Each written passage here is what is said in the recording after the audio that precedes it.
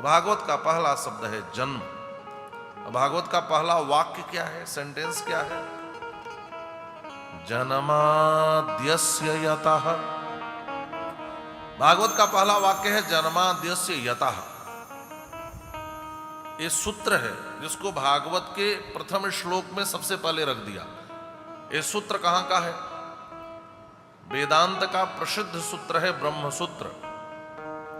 उस ग्रंथ का नाम ही है ब्रह्म सूत्र। ध्यान से समझना। एक बात और बताऊं, बड़े बड़े आयोजनों के माध्यम से जो बात बड़े बड़े सत्रों के माध्यम से समझाई जाती है, वेदांत के इन सूत्रों के माध्यम से हम वही तुरंत समझ सकते हैं महाराज। संतों ने सत्रात्मक व्यवस्था भी की है और सूत्रात्मक व्यवस्था भी की है। जो सूत्र से समझ जाए उनको सत्र की जरूरत नहीं है, और जब सूत्र से न समझे तब इन सत्रों के माध्यम से, कथा सत्र के माध्यम से समझना पड़ेगा। तो एक ग्रंथ ही है ब्रह्म सूत्र, और यह वेदांत दर्शन का मुख्य ग्रंथ है। वेदांत का तात्पर्य है वेद का अंतिम भाग, माने जो उपनिषद आदि है, जो ज्ञान कांड है। वेद के उन अंतिम भाग को लेकर, उस वेदांत को लेकर के ब्रह्म सूत्र की रचना हुई। इसमें सारे वेदांत के रहस्यों को सूत्रात्मक रूप से रखा गया। और ब्रह्म सूत्र का अर्थ है वह 2ab + b², यही तो होता है। तो यही होता है। मैं बार बार कथाओं में कहता भी हूं कि भाई सूत्र आप सुने भी होंगे, अब कुछ नहीं तो मैथमेटिक्स पढ़े होंगे, तो उसमें अलजबरा के सूत्र पढ़े होंगे, मेंसुरेशन पढ़े होंगे, ट्रिकोनमेट्री पढ़े होंगे, सब में सूत्र होते हैं, है ना।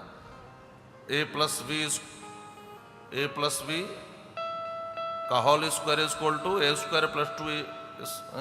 2ab + b², यही तो होता है। तो एक सूत्र आपने रट लिया तो इससे कई अलजबरा के क्वेश्चंस हल हो जाएंगे। वैसे ही एक एक सूत्र आपके हृदय में उठने वाले जिज्ञासाओं को शांत कर देंगे। और ब्रह्म सूत्र का पहला सूत्र है अथातो ब्रह्म जिज्ञासा। ब्रह्म सूत्र का पहला सूत्र है अथातो ब्रह्म जिज्ञासा। और संकेत कितना सुंदर है, ब्रह्म जिज्ञासा का ही विषय है। जिज्ञासा करनी है तो ब्रह्म की जिज्ञासा करो। यदि जानना है किसी को तो ब्रह्म को जानो। ब्रह्म की जिज्ञासा की गई कि भाई ब्रह्म क्या है, ब्रह्म को कैसे समझे। तो दूसरा सूत्र लिखा जन्माद्यस्य यतः, और वही सूत्र को भागवत के आरंभ में रख दिया।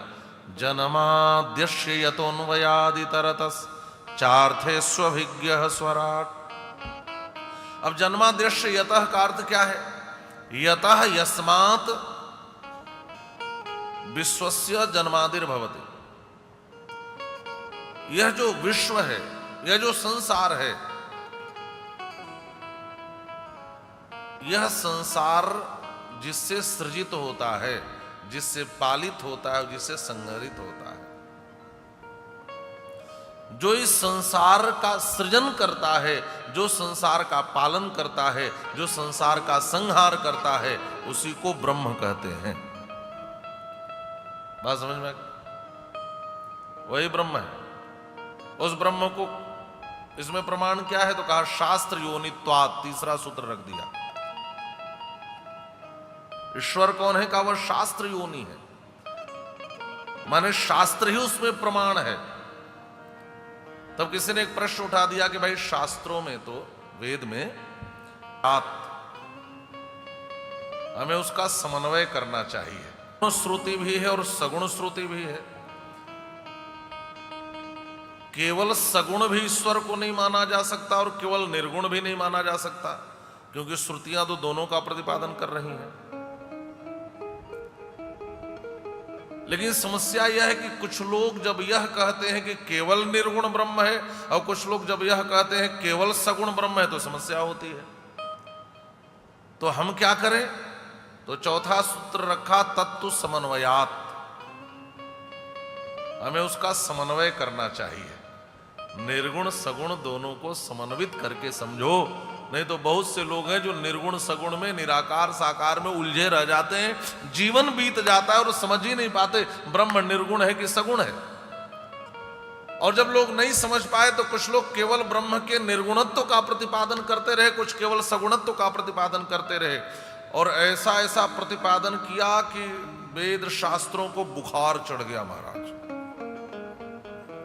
तब एक आचार्य हुए भगवत आनंद पादीय स्वामी श्री रामानुजाचार्य जी महाराज। तब उन्होंने तत्व समन्वयात की बड़ी सुंदर व्याख्या रखते हुए अपने श्री भाष्य में निर्गुण श्रुति और सगुण श्रुति का समन्वय किया, निर्गुण और सगुण ब्रह्म का समन्वय किया। कहा यदि केवल ब्रह्म को निर्गुण मान ले तो समस्या यह हो जाएगी कि ब्रह्म हमारे किसी काम लायक नहीं रहेगा। कैसे? कहा जो लोग निर्गुण का अर्थ सर्वथा गुणराहित्य करते हैं तो इसमें तमाम प्रकार की प्रतिपत्ति हो जाएगी। कैसे? कायद ईश्वर में दया न हो, करुणा न हो, कृपा न हो, वात्सल्य न हो, तो हमारे किस काम का? किसी काम का है वह ईश्वर? वह ब्रह्म किसी काम का है? दया ही न हो तो हमारा क्या होगा? कृपा ही न हो, करुणा ही न हो तो हमारा क्या होगा? सर्वथा गुण राहित्य निर्गुण शब्द का अर्थ हो ही नहीं सकता। यदि ऐसा कर दे तब तो और भी कई प्रकार की समस्या हो जाएगी। जिसका न रूप हो न जिसका रंग हो, लेकिन आप कहेंगे शब्द है, उसका कोई नाम नहीं है, तो कोई तो शब्द होगा। आप यदि ब्रह्म भी उसको कहोगे तो यह भी शब्द है, और जैसे ब्रह्म शब्द का उच्चारण करोगे वह सगुण प्रतिपत्ति होती है, और केवल निर्गुण मान ले तो भी प्रतिपत्ति। रूप रस गंध स्पर्श शब्द ये सब गुण ही है, तो फिर ईश्वर सगुण हो जाएगा। और केवल सगुण मान ले निर्गुण न मान ले तो सगुण का अर्थ यदि गुण सहित ऐसा अर्थ करें तब तो बुरे गुण भी तो गुण ही हैं, तब तो उन गुणों से भी युक्त मान लिया जाएगा। तो केवल सगुण मान ले तो भी प्रतिपत्ति होती है, और केवल निर्गुण मान ले तो भी प्रतिपत्ति होती है। तो निर्गुण और सगुण का समन्वय क्या है, तात्पर्य क्या है? तो निर्गुण का अर्थ होता है हेय गुणों से रहित, और सगुण का अर्थ होता है दिव्य गुणों से युक्त। भगवान निर्गुण भी है, का सृजन करता है और पालन भी करता है। भगवान ही हम सबका पालन करते हैं, ध्यान से समझना। आपको लगता है कि हमारा कोई और पालन करता है। अरे हम पैदा हुए, पुराना जर्जर शरीर न मिटे तो नए शरीर, आपको नया शरीर मिलेगा कैसे? तो उनके सृजन में भी उनकी कृपा ही है।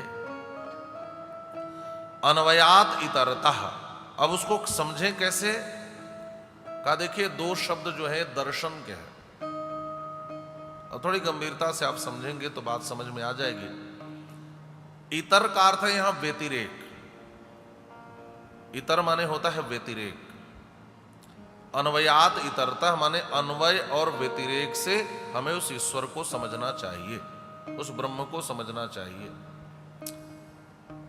अब आप कहेंगे भाई ये तो मैं पहली बार शब्द सुना हूं, अन्वय और व्यतिरेक कहते किसको हैं? तो इसकी परिभाषा है, इसका लक्षण है। यत् सत्वे तत्सत्ता अन्वयः, यद भावे तद अभावः व्यतिरेकः। उसकी सत्ता से इसकी सत्ता है, यह अन्वय है। उसके अभाव में इसका अभाव होता है, यह व्यतिरेक है। ईश्वर की सत्ता से जगत की सत्ता है, यह अन्वय है। ईश्वर के अभाव में जगत का अभाव होता है, यह व्यतिरेक है। अब इसको कैसे समझे? मैं एक सरल उदाहरण से समझाता हूं, जो हमारे यहां दर्शन में समझाया जाता है, फिलॉसफी में। आप सब लोगों ने मिट्टी का घड़ा देखा है? बोलो, देखा है तो ऐसे कर दो, मैं समझ जाऊंगा। हाँ, सब लोगों ने देखा। अच्छा, मिट्टी का घड़ा बनता किस चीज से है? अरे मिट्टी का घड़ा है तो मिट्टी से ही बनेगा, जल्दी से बोलो, मिट्टी से। अच्छा एक बात बताओ, मिट्टी अपने आप घड़ा बन जाता है कि कोई बनाता है? कोई बनाता है। उसको संस्कृत में कुलाल कहते हैं, कुंभकार भी कहते हैं और कुम्हार भी कहते हैं हिंदी में, कुम्हार। ठीक है, तो घड़े के बनने में दो कारण हो गए, एक मिट्टी और दूसरा कुम्हार। ठीक है, जो मिट्टी है इसको उपादान कारण कहते हैं। जिस चीज से वस्तु बनती है उसको उपादान कारण कहते हैं, और जो बनाता है उसको निमित्त कारण कहते हैं। बात समझ में आ गई? घड़े के बनने में दो कारण। अच्छा एक बात बताओ, मिट्टी ना हो तो घड़ा होगा? यह अन्वय है, यह व्यतिरेक है। मिट्टी है इसलिए घड़ा है, यह अन्वय है, और मिट्टी नहीं होता तो घड़ा भी नहीं होता, यह व्यतिरेक है। ईश्वर की सत्ता है इसीलिए जगत की सत्ता है, यह अन्वय है। ईश्वर का अभाव होता तो जगत का भी अभाव होता, यह व्यतिरेक है। अब इसको एक दूसरे तरीके से भी आप समझो। कार्य है तो कारण भी होगा, कारण है तो कार्य की सत्ता है, यह अन्वय है। कारण के अभाव में कार्य का भी अभाव होगा, यह व्यतिरेक है। और कार्य को देखकर कारण का अनुमान करते हैं। जैसे आपने घड़ा देखा तो दो बातें तो निश्चित हो गई, मिट्टी भी है और बनाने वाला भी है, तभी तो घड़ा बना है। ये माइक है तो जिस मटेरियल से बना है, मटेरियल उपादान, इसी को संस्कृत में मटेरियल्स को उपादान कहते हैं। और जो मेकर है, जो बनाने वाला है, इसको निमित्त कहते हैं। अच्छा बताओ, ये बिल्डिंग जिसने बनाई है वो दिखाई दे रहा है, लेकिन इससे एक बात तो सिद्ध हो गई कि कोई बनाया है तभी बिल्डिंग बनी है, क्योंकि बिना किसी के बनाए कुछ बनता नहीं है। बिना कारण के कार्य होता ही नहीं है। जैसे मिट्टी ना हो तो घड़ा नहीं बन सकता, सूत ना हो तो वस्त्र नहीं बन सकता। बन सकता है, हर चीज के मटेरियल ना हो तो कोई चीज बन सकती है क्या? और बनाने वाला भी रहा होगा। तो वैसे यदि यह दुनिया है, ये दुनिया है, तो दो बातें तो सिद्ध हो गई। एक वह चीज है जिससे दुनिया बनाई गई, और दूसरा वह भी है जिसने दुनिया को बनाया है। बात आ गई समझ में? बिना बनाने वाले के कोई चीज बनती नहीं है, और बनी हुई चीज को देखकर बनाने वाले का अनुमान किया जाता है। कार्य को देखकर कारण का अनुमान होता है। यदि घटादि कार्यम कर्तृजन्यम तच्छित्यंकुरादिकम अपि, यदि घट आदि कार्य है तो उसका कारण भी है। वैसे ही यदि संसार है तो संसार को बनाने वाला भी है। यही है अन्वय और व्यतिरेक।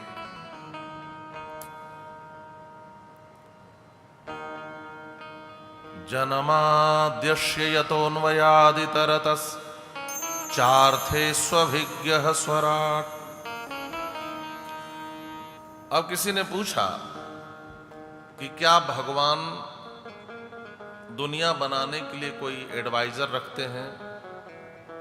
आजकल कोई बिल्डिंग बनानी हो, घर बनाना हो, या कोई नगर बसाना हो, कोई अपार्टमेंट बनवाना हो, तो आप फिर पहले इंजीनियर लाते हो, आर्किटेक्ट लाते हो, सब तो लाते हो। तो भगवान ने भी किसी को रखा क्या? कैसे उन्होंने दुनिया बनाई, कैसे सृष्टि करी, कैसे सब बनाए? ये सब जो चीज दिख रहा है सब ईश्वर ने ही बनाया। आपके मन में प्रश्न आता होगा तो इसका भी उत्तर दे दिया। और मैं कहता हूं भागवत की कथा ध्यान से सुनना, पूरे सृष्टि और ईश्वर का ये विज्ञान का रहस्य खोल करके रख दिया गया है महाराज। भगवान ने कोई सहायक रखा, कोई एडवाइजर कहा नहीं। अर्थेषु अभिज्ञः, अर्थेषु माने कार्येषु अभिज्ञः माने अभितः जानातीति अभिज्ञः। इस कार्य के वह पूर्ण जानकार हैं। किसी की कोई एडवाइस की जरूरत नहीं है, किसी सहायक की जरूरत नहीं है। और गोस्वामी तुलसीदास जी भी कहते हैं कि भगवान जब दुनिया बनाए तो संग सहाय न दूजा, कोई दूसरा नहीं था। और तीसरी बात कही, अर्थेषु अभिज्ञः स्वराट। वह स्वराट है। स्वराट माने स्वेनैव राजते इति स्वराट, वह स्वयं प्रकाशमान है। आप अंधेरे में खड़े हो जाओ तो आप दिखाई नहीं दोगे, क्योंकि आप स्वराट नहीं हो, आप में प्रकाश नहीं है। कोई टॉर्च जलाए, लालटेन जलाए, कुछ बल्ब जलाए तब आप दिखोगे, लेकिन भगवान के साथ ऐसा नहीं है। वह स्वराट है, माने स्वयं प्रकाशमान है। किसी ने कहा हमने तो सुना है ब्रह्मा जी ने दुनिया बनाई, उसका भी उत्तर दिया, तेने ब्रह्म हृदयादि कवये मुह्यन्ति यत्सूरयः। ब्रह्मा को भी उन्होंने ही बनाया, उन्हीं के नाभि से कमल प्रकट हुआ। अच्छा, कमल का फूल अप्राकृत है, जितने पुष्प हैं सब प्रकृति से पैदा होते हैं, लेकिन कमल का फूल तो भगवान के नाभि से ही प्रकट हुआ है, और उस कमल से ब्रह्मा पैदा हुए। और उस ब्रह्मा को भी भगवान ने ही बनाया। और फिर ब्रह्मा को एक नक्शा दे दिया। कौन सा नक्शा दिया? का वेद का ज्ञान दिया। इस वेद में सृष्टि में कौन क्या कैसे किस रूप में किस गुण धर्म वाला है, ये सारी बातें लिखी हुई हैं। और ब्रह्मा जी ने फिर उसके अनुसार इस कार्य को आगे बढ़ा दिया। तो भगवान ने ही ब्रह्मा को भी बनाया और अपने संकल्प मात्र से उनके हृदय में वेद के ज्ञान को स्थापित कर दिया। और उसी वेद के ज्ञान का आश्रय लेकर के ब्रह्मा जी ने सृष्टि के कार्य को आगे बढ़ाया। बात समझ में आ गई? उस वेद के ज्ञान को भगवान ने संकल्प मात्र से इनके हृदय में स्थित कर दिया, जिस वेद के ज्ञान में मुह्यन्ति यत् सूरयः विद्वांसः मुह्यन्ति, बड़े बड़े विद्वान भी मोहित हो जाते हैं।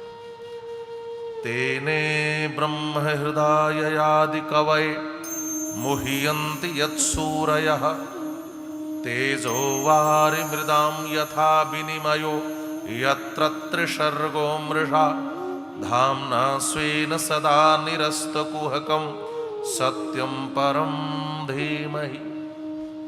तेजो वारि मृदाम यथा विनिमयः। अब यहां एक विनिमय की चर्चा करी। तेज में वारि का, वारि में मृद का। तेज में वारि का, आप लोगों ने मृग मरीचिका पढ़ा या सुना होगा। रेगिस्तान में जब सूर्य की किरण किसी रेत पर पड़ती है तो चमकती है, तो जो मृग होते हैं रेगिस्तान के ना, उनको लगता है कि वहां पानी है, और पास में जाते हैं तो पानी नहीं होता, रेत पर सूर्य की किरण चमकती रहती है। इसी को मृग मरीचिका कहते हैं। तो कभी कभी तेज में वारि का माने जल का भ्रम हो जाता है, और कभी कभी जल में मिट्टी का भ्रम होता है। आप बरसात में चलते रहो, आपको लगेगा कि यहाँ तो रास्ता है, और पांव रखो तो पानी में पांव चला गया।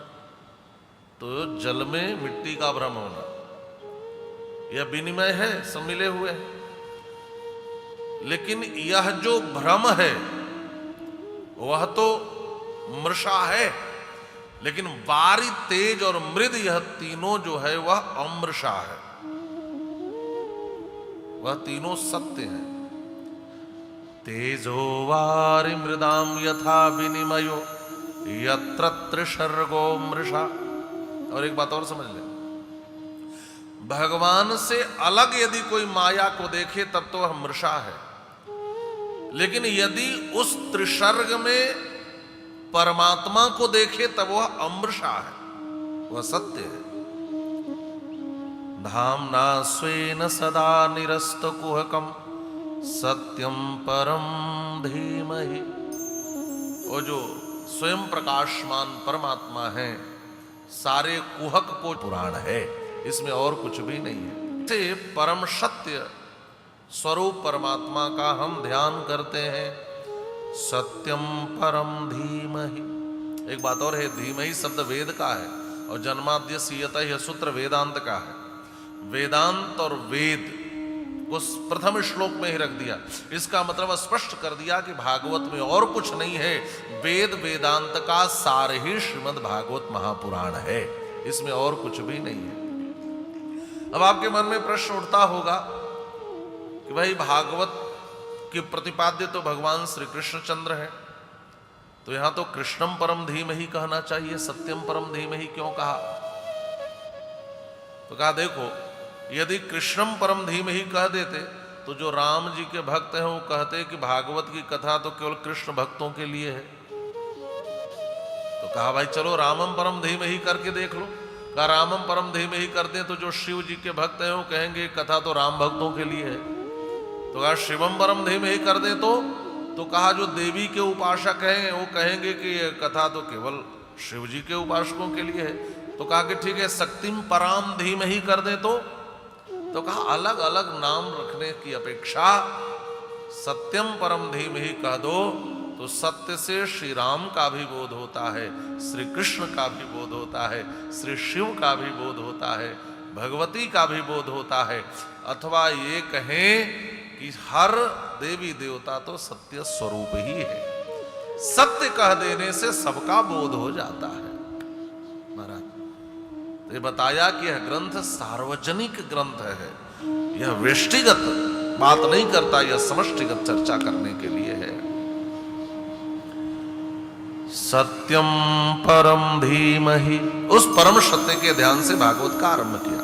और एक बात और है, श्रीमद् भागवत महापुराण में सत्य कह करके भगवान श्री कृष्ण को ही संबोधित किया गया। जब भगवान श्री कृष्णचंद्र अपनी मां देवकी के गर्भ में आए तो देवताओं ने स्तुति गाई।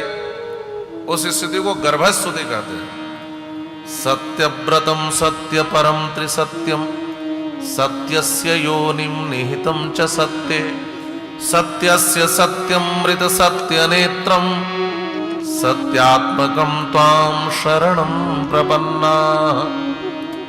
भगवान सत्य व्रत है, भगवान सत्य स्वरूप है, भगवान ही त्रिकाल सत्य है।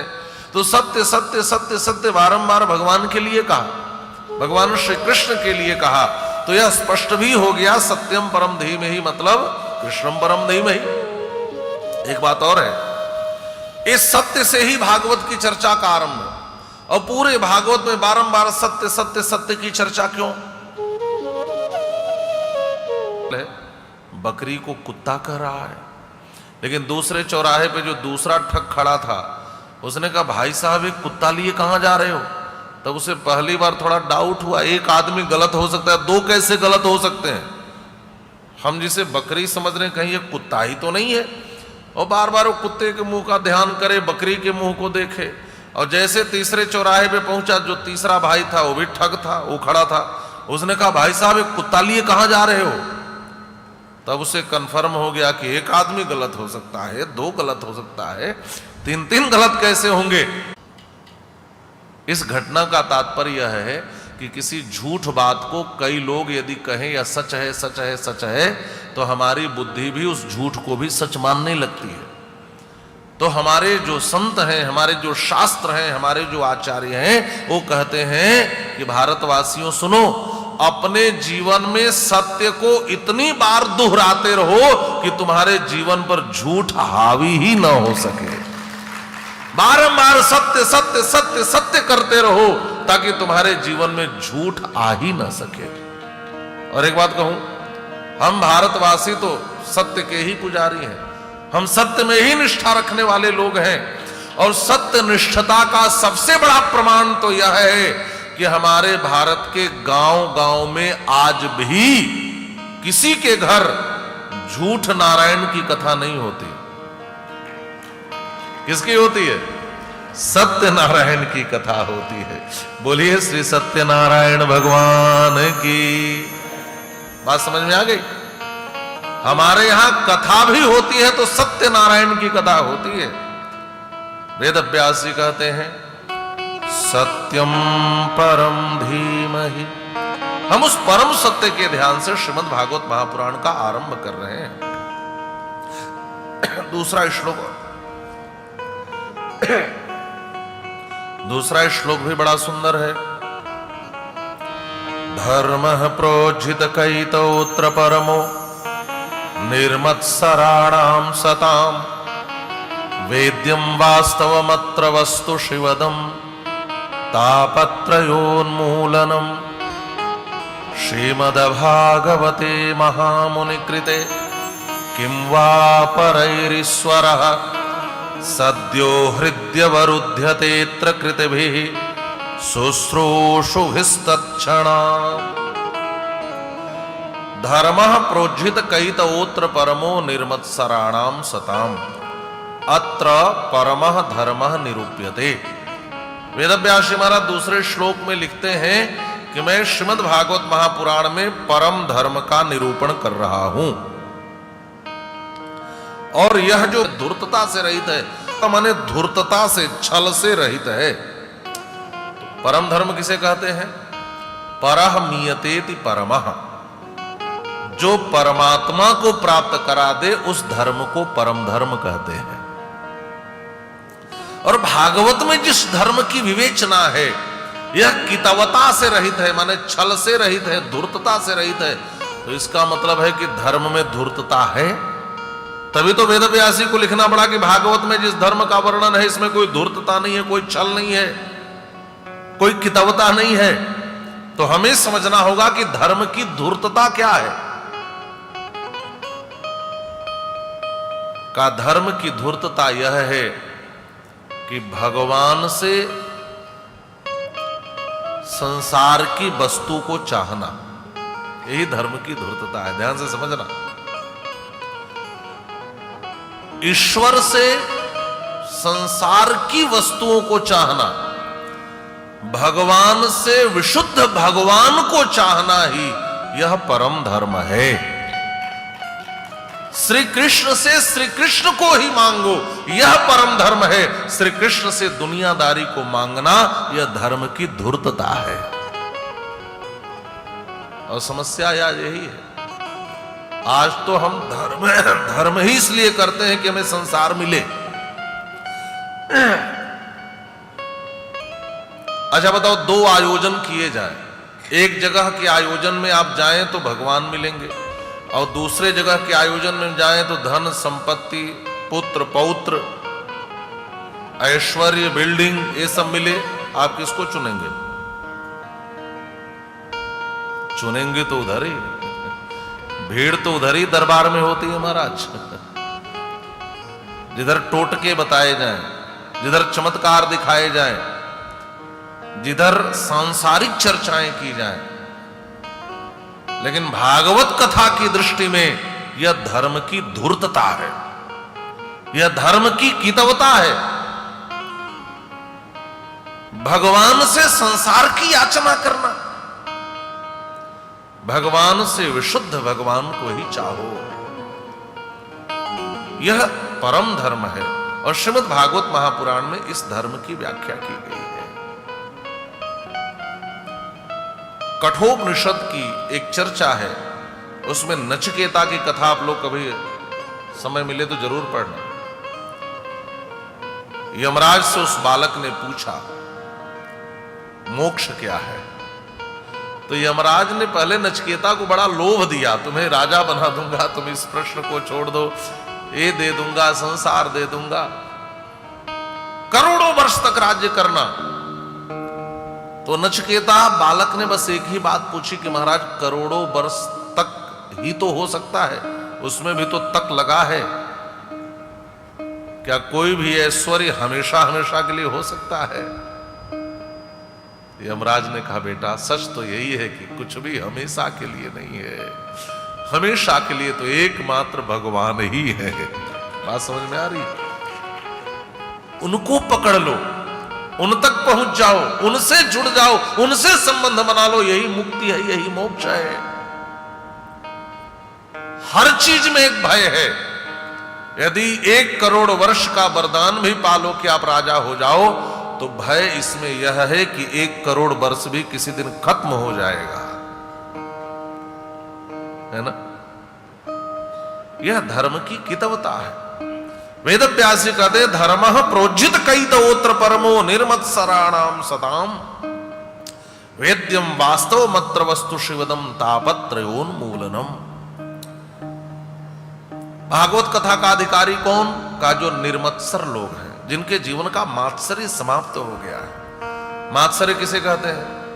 परोत्कर्षा सहनम मत्सरः, जो दूसरे के उत्कर्ष को न सह पाए, यह दोष जिसके भीतर हो, इस दोष को मात्सर्य कहते हैं। जो दूसरे की खुशी न देख पाए, ऐसा होता है कि नहीं? दूसरे की खुशी बर्दाश्त न हो, समझ लेना हमारे भीतर मात्सर्य दोष आ गया। इस मत्सर शब्द से ही शब्द बना है मच्छर। त को च हो जाता है और श को छ हो जाता है व्याकरण में। तो मत्सर शब्द से ही शब्द बना है मच्छर। और मच्छर क्या करता है? आप सुखपूर्वक सोते रहो और आकर के वो क्या करेगा? इतना बढ़िया पैथोलॉजिस्ट कोई हो नहीं सकता महाराज। उसी जगह नीडल लगाता है जहां से तुरंत ब्लड मिल जाए। आज के पैथोलॉजिस्ट तो नस ढूंढते रहते हैं लेकिन इतना बढ़िया ज्ञान, जहां भी नीडल लगाता है वहीं से खींच लेता है। आप सुखपूर्वक सोते रहो, आपके सुख को जो देख ना सके वही मच्छर चुप होने लगता है, आकर के खून चूसने लगता है ना, खून चूसने लगता है। बात विनोद की है कि एक पति के मुंह पर एक मच्छर बैठा तो पत्नी ने मारने के लिए तमाचा चलाया, मच्छर उड़ गया, थप्पड़ लगा जोर से। पति ने कहा तुम्हारा इंटेंशन क्या था? पत्नी ने कहा मारना तो बिल्कुल नहीं था, लेकिन चोट तो मुझे लगी। पत्नी ने कहा सुनो, तुम्हारा खून चूसने का अधिकार मैं मच्छर को नहीं दे सकती। तो ये बात विनोद की ही है, हाँ। लेकिन मैं बस समझाना चाहता हूं कि मच्छर करता क्या है। आपके सुख में जो खलल डाले वही मच्छर है,